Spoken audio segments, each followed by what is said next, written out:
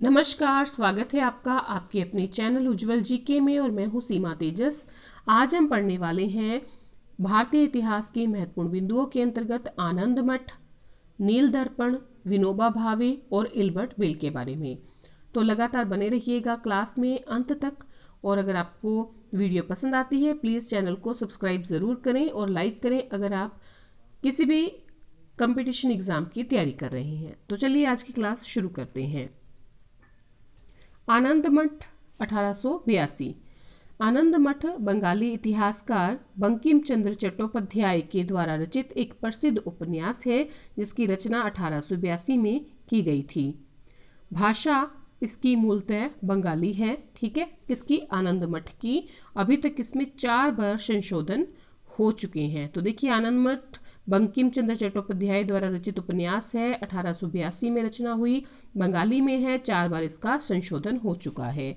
मूल कथा 1772 में पूर्णिया, दानापुर, तिरहुत में अंग्रेज और स्थानीय मुस्लिम राज्य के विरुद्ध सन्यासियों के विद्रोह की घटना से प्रेरित है। वंदे मातरम गीत जिसने सभी भारतवासियों को देश की आज़ादी के प्रति जागरूक किया था, उनमें एक नई चेतना जागृत कर दी थी, वह आनंद मठ में ही संकलित था। तो मूल कथा जो है 1772 में पूर्णिया, दानापुर, तिरहुत में अंग्रेज और मुस्लिम के विरुद्ध जो सन्यासी विद्रोह हुआ था उसके बारे में है, और वंदे मातरम गीत जो है वो आनंद मठ से लिया गया है। सन 1952 में बंकिम चंद्र चट्टोपाध्याय के इस आनंद मठ उपन्यास पर एक फिल्म भी बनी थी जिसमें वंदे मातरम गीत भी प्रमुख रूप से शामिल किया गया था। तो कब बनी थी? 1952 में। आनंद मठ का सार यह है कि किस प्रकार से हिंदू सन्यासियों ने मुस्लिम शासकों को हराया था। आनंद मठ मुस्लिम विरोधी उपन्यास नहीं है बल्कि राष्ट्रीय भावना से ओतप्रोत उपन्यास है। अब बात करेंगे नील दर्पण की। 1858 से 1859 में बांग्ला भाषा में लिखा गया प्रसिद्ध नाटक है नील दर्पण, जिसके रचनाकार हैं दीनबंधु मित्र। रचना हुई थी 1858-59 में। बंगाल में नील विद्रोह आंदोलन जो है वो कारण बना था और यह बंगाली रंगमंच के विकास का अग्रदूत भी बना। यह बंगाल में नील विद्रोह का आंदोलन का कारण बना और ये बंगाली रंगमंच के विकास का अग्रदूत भी बना। कौन? नील दर्पण, ठीक है। नाटक नील दर्पण में बंगाल में नील की खेती करने वालों का अंग्रेजों द्वारा शोषण, भारतीय किसानों के ऊपर अमानुषिक अत्याचारों की बड़ी भावपूर्ण अभिव्यक्ति हुई है, ठीक है। कोलकाता के नेशनल थिएटर में 1872 में ये नाटक खेला गया जो कि पहला व्यावसायिक नाटक था, ठीक है। ये पहला व्यावसायिक नाटक था। 1872 में नाटक खेला गया नेशनल थिएटर कोलकाता में। बांग्ला के पहले सार्वजनिक टिकट बिक्री से चलने वाले मंच पर यह नाटक 1872 में खेला गया। एक और दर्शकों की भीड़ उमड़ी और दूसरी ओर अंग्रेजी अखबारों में इस पर बड़ी तीखी टिप्पणी हुई।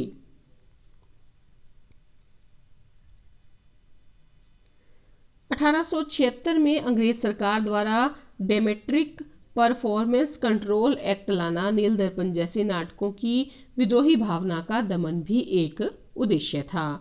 इस नाटक का ऐतिहासिक महत्व तो है ही, इसके अलावा तत्कालीन अंग्रेजी शासन में न्याय के पाखंड और पक्षतापूर्ण व्यवहार पर भी प्रकाश पड़ता है। अगला है भूदान आंदोलन के प्रणेता विनोबा भावे। विनोबा भावे का जन्म 11 सितंबर 1885 को गाहोदे, गुजरात, भारत में हुआ था। विनोबा भावे का मूल नाम विनायक नरहरि भावे था। तो कब जन्म हुआ? 11 सितंबर 1895 को गुजरात के गाहोदे में हुआ था। मूल नाम विनायक नरहरि भावे था। और विनोबा भावे की जो समस्त जिंदगी है वो साधु सन्यासी जैसी रही, इसी कारणवश वे संत के तौर पर प्रख्यात हैं। सन 1921 से 1942 तक अनेक बार जेल यात्राएं की। सन 1922 में नागपुर का झंडा सत्याग्रह किया। किसने? विनोबा भावे ने। 1922 में नागपुर का झंडा सत्याग्रह किया। 1921 से 1924 तक कई बार जेल गए। 1925 में हरिजन सत्याग्रह के दौरान जेल की यात्राएं की। 12 मार्च 1930 को गांधी जी ने दांडी मार्च शुरू किया, विनोबा फिर से जेल पहुंच गए। 11 अक्टूबर 1940 को गांधी द्वारा व्यक्तिगत सत्याग्रह के पहले सत्याग्रही के तौर पर विनोबा भावे को चुना गया। 21 अक्टूबर को विनोबा भावे को गिरफ्तार कर लिया गया। तो देखिए 12 मार्च 1930 को दांडी मार्च में विनोबा भावे जेल गए। 11 अक्टूबर 1940 को व्यक्तिगत सत्याग्रह के रूप में पहले सत्याग्रही विनोबा भावे को चुना गया। 21 अक्टूबर को विनोबा को गिरफ्तार किया गया। अब है भूदान आंदोलन या भूदान यज्ञ 1951। भूदान आंदोलन विनोबा भावे द्वारा 1951 में प्रारंभ किया गया स्वैच्छिक भूमि सुधार आंदोलन था। इसका उद्देश्य था अहिंसात्मक तरीके से देश में सामाजिक परिवर्तन लाना।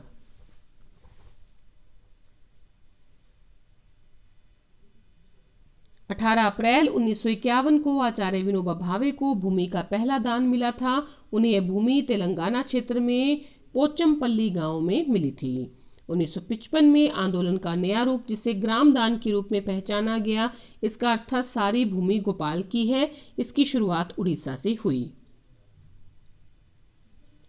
अपने अंतिम समय में विनोबा भावे ने संलेखना विधि से दिवाली के दिन 15 नवंबर को निर्वाण के रूप में दिन चुना। ठीक है। सम्मान की बात करें, विनोबा को 1958 में पहला रेमन मैग्सेसे पुरस्कार से सम्मानित किया गया। ठीक है। तो 1958 में पहला रेमन मैग्सेसे पुरस्कार से सम्मानित किया गया विनोबा भावे को। भारत सरकार ने उन्हें देश के सर्वोच्च नागरिक सम्मान भारत रत्न से 1983 में मरणोपरांत सम्मानित किया। अब बात करेंगे इल्बर्ट बिल की। 1883 में आया था। वायसराय लॉर्ड रिपन के कार्यकाल के दौरान इल्बर्ट बिल लाया गया। इस बिल को सर सीपी इल्बर्ट ने 1883 में पेश किया। तो इल्बर्ट बिल किसके काल में आया? लॉर्ड रिपन के काल में। और लाया कौन? Sir CP Ilbert.